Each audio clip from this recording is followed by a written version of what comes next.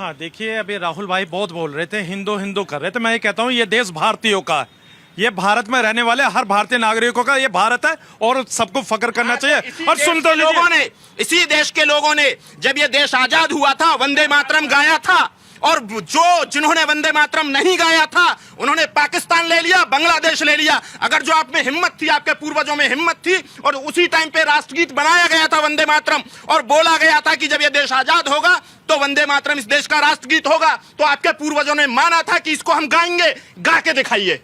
हाँ देखिए, अभी इन्होंने राष्ट्रगीत की बात करी तो मैं इनको बता दूं, देखिए जब राष्ट्रगीत के लिए जो तराना था उसको लेकर हमारे जो पूर्वज थे उन्होंने खूब लड़ाइयाँ लड़ी और फांसी के फंदे चूमे अंग्रेजों के, कि उन्होंने कहा कि हम मुल्क को आजाद करा देंगे। लेकिन एक बात समझ में नहीं आई कि भाई अंग्रेजों ने फिर प्रमोशन जो करा था वो क्यों करा था, तो उन लोगों का कि जिन्होंने ये राष्ट्रगीत लिखा था। ऐसा आप लोग सभी चेक कर सकते हैं कि क्या इसका क्या मतलब है? मैं ये कहता हूँ कि ये बताइए, जिसने राष्ट्रगीत लिखा उसका तो प्रमोशन हो गया भाई। आप यानी कि आप राष्ट्रगीत में, इनको यही नहीं पता है किसने लिखा था राष्ट्रगीत।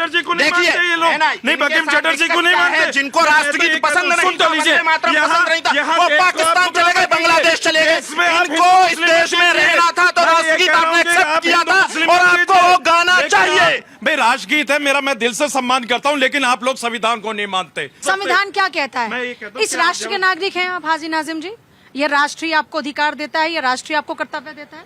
हाँ देखिए, मैं तो बड़े फख्र से, अधिकार है तो कर्तव्य हाँ अब भी देखिए है। मुझे फख्र है कि मैं भारतीय हूँ, और देखिए मैं अल्लाह का शुक्र अदा करता हूँ कि मैं भारत की इस पाक सरजमी की मिट्टी से बना, और इंशाल्लाह एक दिन माता की कोख से उत्पन्न हुए। हाँ, और एक दिन भारत माता की कोख से उत्पन्न सुन हुए तो आप। लीजिए, मैं भारत की पाक सरजमी भारत माता की कोख से, माँ की कोख से ही पैदा होता है ना हर बच्चा। अब आगे की बात तो सुन लीजिए, माँ की कोख से पैदा होता है या नहीं, पहले हाँ या ना बताइए। अब आगे की बात तो सुनिए। माँ की कोख से पैदा होता है कि नहीं होता, पहले बताइए ना। इधर उधर घुमाएंगे, मैं इससे पहले आपसे पॉइंट टू पॉइंट बात करती हूँ। माँ की कोख से हर बच्चा पैदा होता है कि नहीं होता? हर बच्चा माँ की कोख से पैदा होता है। आप हुए कि नहीं हुए? अब सुन तो लीजिए, मैंने कहा कि मैं आप माँ की कोख से पैदा हुए कि नहीं हुए? आगे की बात तो सुनेंगे। अरे आप भारत माता की कोख से पैदा हुए कि नहीं हुए? देखिए, मैं एक माँ की कोख से पैदा हुआ, भारत माता आपकी कुछ नहीं दूसरी माँ की कोख में समा जाऊंगा, इससे बड़ी मेरे लिए भारत माता की कोख से पैदा यानी कि हुए ना सर। मैं एक जगह जिससे मैं पैदा हुआ और दूसरी जो पूरे भारत की माता है, तो देखिए मैं उसके अंदर समा जाऊंगा, उसी कोख के अंदर। भारत माता आपकी भी माता है ना? देखिए भारत एक राष्ट्र है, भारत एक राष्ट्र है। मैं कहता हूं कि भारत एक राष्ट्र है, खंडन कर दीजिए कि भारत एक राष्ट्र नहीं है। भाई आपकी आस्था है, आप कह सकते हैं, भारत माता नहीं है आपकी। भारत एक राष्ट्र है। मैं भारत एक राष्ट्र है, मैं कहता हूं भारत एक राष्ट्र है। भारत माता नहीं है आपकी। भारत एक राष्ट्र है, और जब तक जिंदा रहूंगा इंशाल्लाह मैं अपने संविधान के तहत भारत को पिता मानते होंगे फिर आप? मैंने कहा भारत अगर राष्ट्र मेल है तो फिर पिता हो गए। नहीं, भारत पिता हो गए। क्या भारत एक राष्ट्र नहीं है? अब एक मेल है तो फिर पिता होंगे। नहीं, आपकी नजर में मेल है तो पिता हो गए। क्यों राहुल जी? देखिए ये तो वो जवाब इनके देंगे साथ तो माता दिक्कत के क्या है, कहते हैं, भारत में जो राष्ट्र है। संस्कृति है वो हिंदुइज्म की है, सनातन की संस्कृति, और ये सनातन की संस्कृति इस देश को, भारत भूमि को माता मानती है, जीता जागता राष्ट्र पुरुष मानती है। लेकिन इनके साथ दिक्कत क्या है, इनकी जो निष्ठा है। आज के मुद्दे पर आ जाते हैं वापस।